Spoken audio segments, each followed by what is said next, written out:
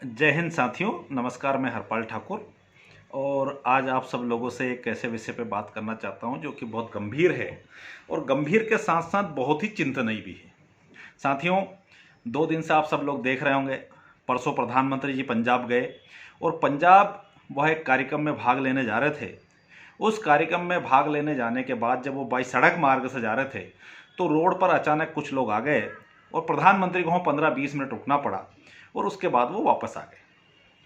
निश्चित तौर से भारत के प्रधानमंत्री की सुरक्षा में यह चूक बहुत ही गंभीर विषय है और कभी भी इस तरह की चूक और लापरवाही नहीं होना चाहिए। हम सबके वो प्रधानमंत्री है, निश्चित तौर से वो सम्माननीय भी है और उनके साथ जो ये पूरा इंसिडेंट हुआ, इससे हमारे देश की गरिमा को धक्का पहुंचा है। पर साथियों, एक बात और है, उससे ज्यादा गैर जिम्मेदार बात, प्रधानमंत्री जब एयरपोर्ट पे वापस आए और उनने अधिकारियों से यह कहा कि आपके मुख्यमंत्री को यह कह देना कि मैं जिंदा बच के आ गया, धन्यवाद। यह इस भारत के इतिहास में सबसे, अगर किसी प्रधानमंत्री का गैर जिम्मेदार बयान है तो नरेंद्र मोदी का गैर जिम्मेदार बयान है कि मैं जिंदा बचकर आ गया। साथियों, एक बात आप सबको क्लियर दिख रही होगी कि क्या प्रधानमंत्री को रोक करके किसी ने उनके ऊपर हमला करने की कोशिश की? क्या कोई उनको काफिले के ऊपर किसी ने नारेबाजी करके हमला करने की कोशिश की? क्या कोई तोड़फोड़ हुई? प्रधानमंत्री के द्वारा एक शब्द बोल देने से ऐसा लगता है जैसे प्रधानमंत्री को मारने की कोई साजिश की गई हो योजनाबद्ध तरीके से और वो महापुरुष जिंदा बचकर आ गए। ये गैर जिम्मेदार बयान था। और उससे ज्यादा गैर जिम्मेदार क्या है? उससे ज्यादा गैर जिम्मेदार यह है कि साथियों, प्रधानमंत्री की सुरक्षा, हमने हमारे देश के दो पूर्व प्रधानमंत्रियों को खोया है, स्वर्गीय इंदिरा जी और राजीव जी को। तो प्रधानमंत्री की सुरक्षा की जवाबदारी जो है इस देश में कानून बना करके एसपीजी को दी गई और एसपीजी केंद्रीय गृह मंत्रालय के अंडर में डायरेक्ट आती है। किसी भी दौरे और किसी भी टूर के दौरान एसपीजी के अधिकारी सबसे सुपर होते हैं। उनकी कही गई बात को राज्य सरकार के प्रत्येक अधिकारी को मानने की बाध्यता होती है। तो फिर प्रधानमंत्री के इस दौरे में जो चूक हुई, उसकी पहली जवाबदारी किसकी होती है? उसकी पहली जवाबदारी एसपीजी की है और एसपीजी के होने के नाते उसके मंत्री अमित शाह जी की है।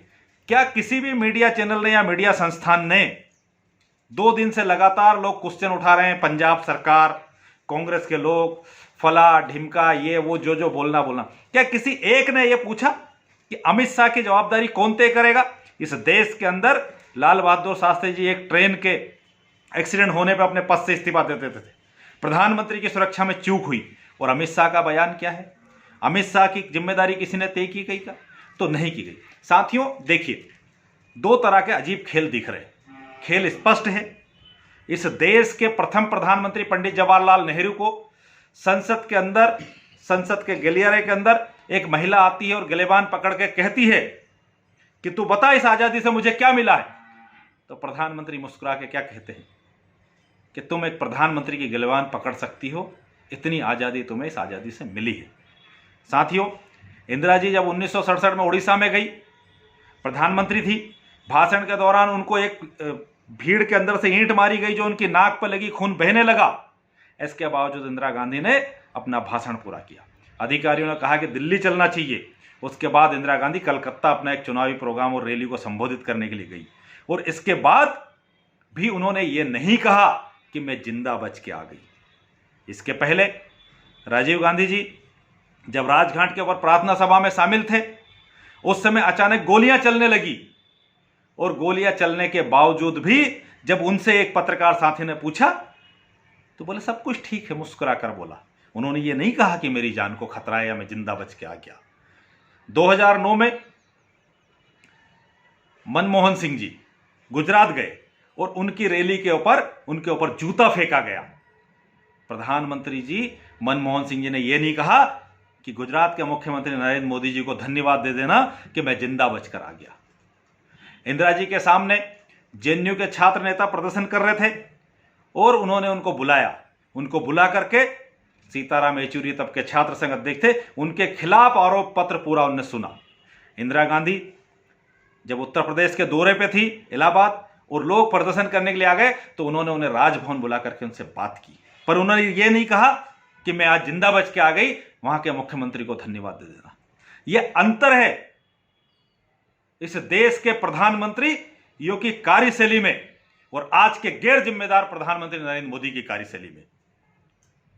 जिस बात का सबसे एकमात्र जवाबदार आपको जाना था हेलीकॉप्टर से, आप जा रहे हो सड़क मार्ग से, और अचानक, और दूसरी बात कि हमारी संसद के अंदर से आपने कानून पास करा दिया है कि सीमा किसी विदेशी सीमा से 50 किलोमीटर अंदर तक की सीमा बीएसएफ के अंडर में आएगी। तो वो जवाबदारी किसकी थी? तो जवाबदारी एसपीजी की, केंद्रीय गृह मंत्रालय की और राज्य सरकार की। पर राज्य सरकार की जवाबदारी क्या होती है? राज्य सरकार की जवाबदारी होती है कि एसपीजी और ये सब। साथियों, मैं आपको एक बात स्पष्ट बता देना चाहता हूं कि आदरणीय प्रधानमंत्री मोदी जी ने तो एसपीजी सुरक्षा राहुल जी, सोनिया जी, प्रियंका जी की खत्म कर दी, पर मुझे भी 20-25 प्रोग्राम एसपीजी प्रोटेक्टिव व्यक्ति के करने का अनुभव है। एसपीजी किसी भी कीमत पर इतने अच्छे तरीके से पूरी तैयारी करने के बाद रूट अलाउ करती है।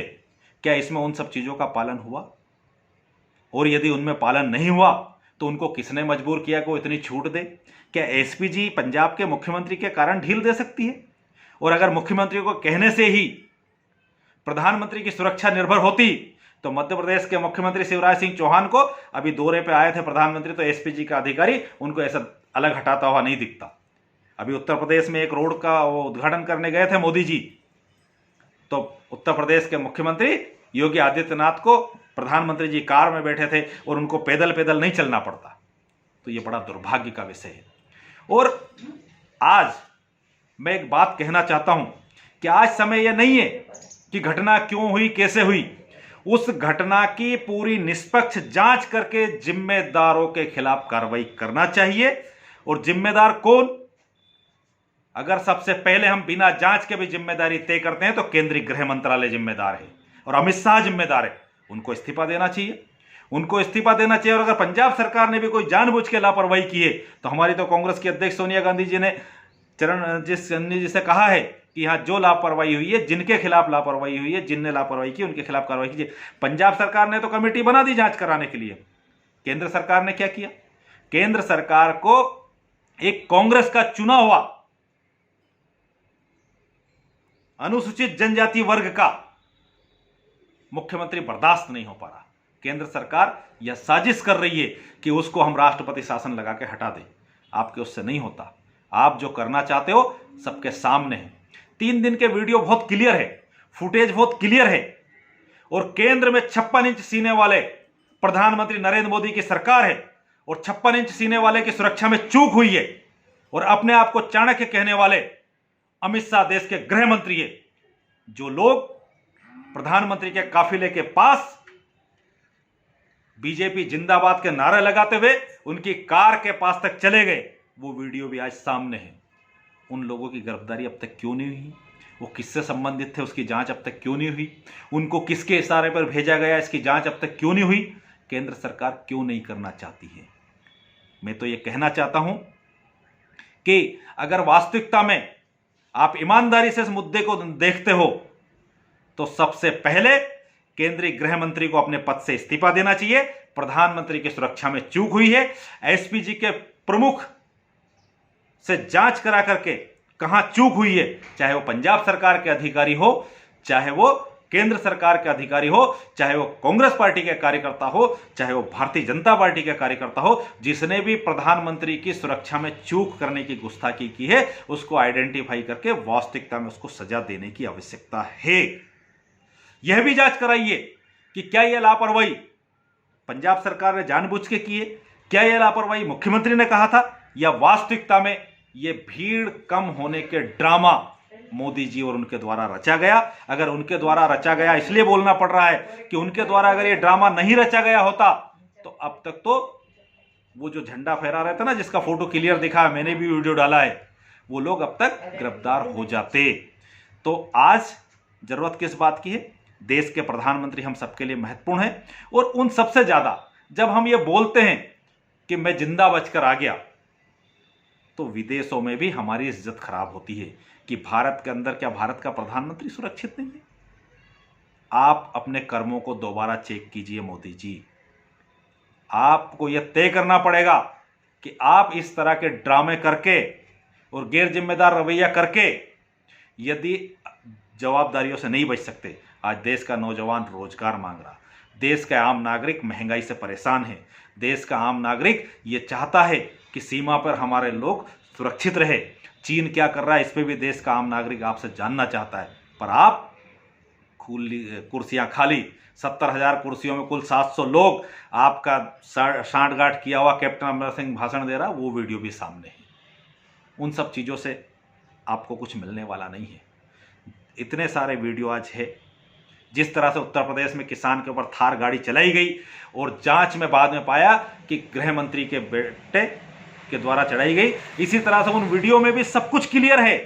वो लोग आइडेंटिफाई है जो बीजेपी का झंडा लेके औरत के सामने गए, आप उनकी पहचान कर लीजिएगा, उनसे जांच कर लीजिएगा, तय हो जाएगा कि ये पंजाब सरकार ने जानबूझ के कराया था कि भारतीय जनता पार्टी ने जानबूझ के किया था। यदि वो लोग नहीं पकड़े जाते हैं, उसकी साजिश की पोल नहीं खुलती है, तो निश्चित तौर से यह मान लिया जाएगा कि यह भारत के प्रधानमंत्री का सबसे निचले स्तर का पॉलिटिकल स्टंट है।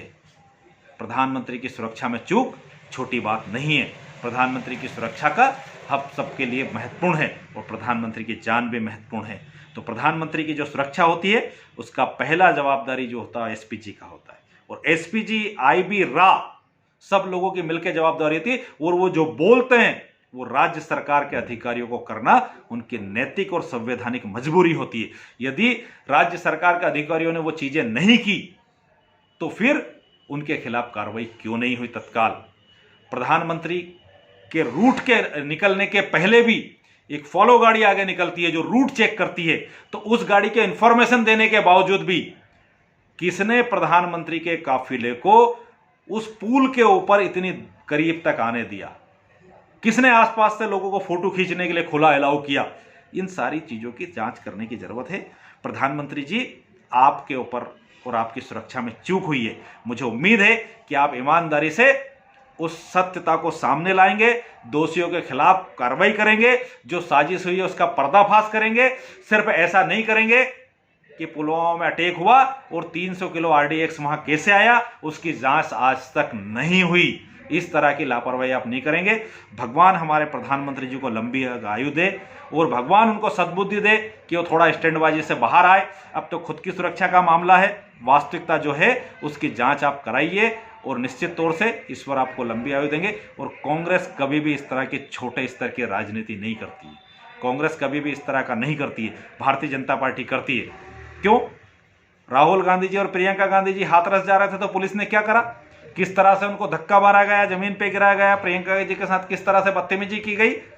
और 2017 के पहले, उससे पहले वाले चुनाव में गुजरात में राहुल गांधी जी जब बाढ़ पीड़ितों से मिलने जा रहे थे तो भारतीय जनता पार्टी के कार्यकर्ता ने, जब वो एसपीजी प्रोटेक्ट थे, तो किस तरह से हमला किया था। ये काम कांग्रेस पार्टी के कार्यकर्ता लोग नहीं करते, ना ही वो लोग साजिश करते।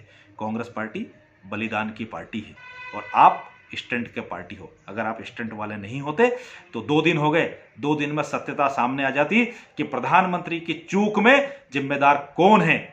यदि पंजाब के मुख्यमंत्री जिम्मेदार है तो उनको सूली पर चढ़ा दीजिए, यदि कोई कांग्रेस का कार्यकर्ता जिम्मेदार है तो उसको आप सूली पर चढ़ा दीजिए, और यदि आपके द्वारा षड्यंत्र रचा गया है तो उसको भी देश के सामने लाइए और अपने आप को इस पद से पृथक करिए। यह पद जिम्मेदारों के लिए, गैर जिम्मेदारों के लिए नहीं है। और दूसरी बात, भारतीय जनता पार्टी के सारे नेताओं से और सबसे यह कहने की जरूरत है कि प्रधानमंत्री के ऊपर कोई हमला नहीं हुआ, प्रधानमंत्री के ऊपर किसी ने पत्थर नहीं फेंका, प्रधानमंत्री के ऊपर उस तरह का कोई काम नहीं हुआ जो वो इस तरह से बात करते हैं कि प्रधानमंत्री की जान बच गई। प्रधानमंत्री के काफिले के सामने कुछ लोग आ गए, वो भाजपा के लोग लेके आए कि किसान संगठन के लोग लेके आए, ये जांच का विषय है, इसमें स्पष्टता करने की जरूरत है। मुझे उम्मीद है केंद्र सरकार इन छोटी राजनीतियों से ऊपर उठ करके प्रधानमंत्री की सुरक्षा के मामले में चूक की ईमानदारी से जांच कराएगी और दोषियों के खिलाफ कड़ी कार्रवाई करेंगे और देश के प्रधानमंत्री की जान बच गई इस तरह से बेतुके बयान देने से बाज आएंगे। धन्यवाद। जय हिंद, जय भारत।